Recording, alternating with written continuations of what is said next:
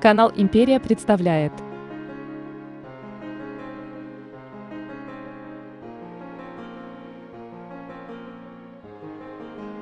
Вечный город Рим.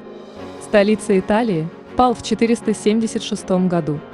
После этого события столицей Римской империи стал город Константинополь, построенный буквально из пепла римским императором Константином.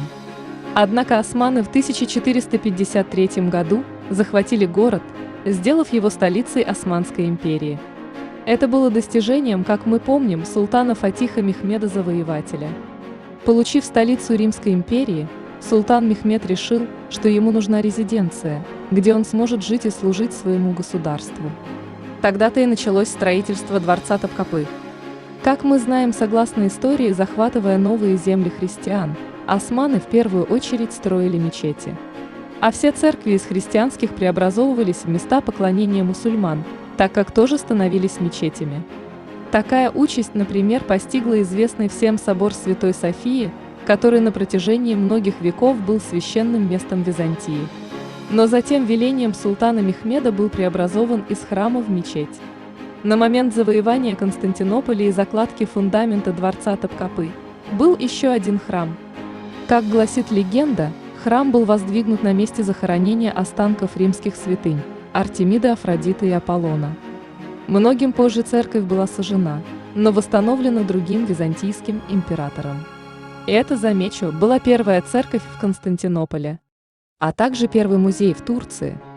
Когда Фатих Султан Мехмед завоевал столицу и начал строительство Топкапы, он не стал уничтожать, перестраивать или переделывать эту христианскую реликвию.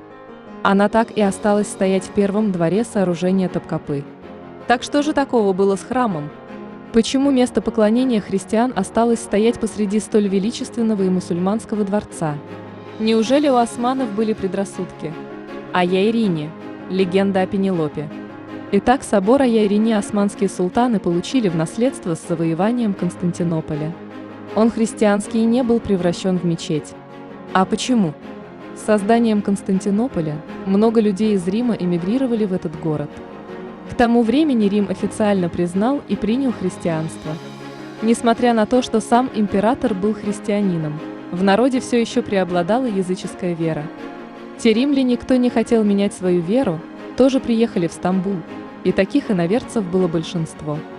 Среди римлян была девушка из знатной семьи персов по имени Пенелопа. Она взвалила на себя тяжелую ношу, распространяя и проповедуя среди римлян христианскую религию, призывая верить в Христа. Но народ Рима, прибывший с ней, никак не хотел принимать чуждые им обычаи и новую веру, и всячески старались помешать Пенелопе в ее проповедях. Они унижали и оскорбляли ее, но Пенелопа была храброй женщиной, и несмотря ни на что продолжала свою деятельность. Тогда толпа озлобленных римлян придумала для нее пытки, которые, как они думали, должны были заставить Пенелопе отречься от своей христианской веры и прекратить проповеди. Так как простые угрозы на девушку не действовали, эти люди бросили ее в колодец полный змей. Но когда они наутро пришли за ней, увидели, что ни одна змея не укусила девушку. Разъяренная толпа была в недоумении от увиденного и обвинила девушку в колдовстве. После чего ее достали и начали забрасывать камнями, как ведьму. Но ни один брошенный камень не причинил телу женщины ни одной царапины. Тогда злые люди привязали Пенелопу к лошадям и потащили по земле через весь город в надежде, что она погибнет.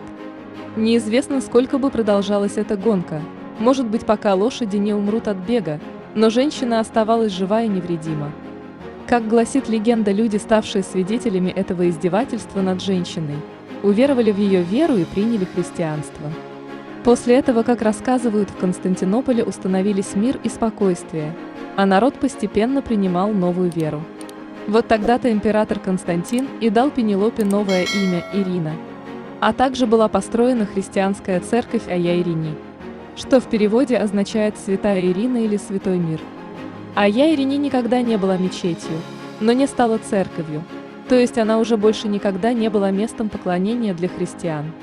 Так почему же османские султаны с присущими им традициями не превратили эту христианскую церковь в мечеть?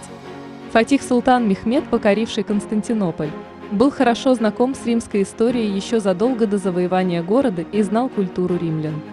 Ученые и историки считают, что Фатих сохранил статус собора Святой Ирины христианским по причине большого уважения к памяти этой женщины и ее безоговорочной верности своей религии. Таким образом, получив неприкосновенность, собор Святой Ирины сохранил ее с первого до последнего дня правления османских султанов, как символ религиозной верности и силы.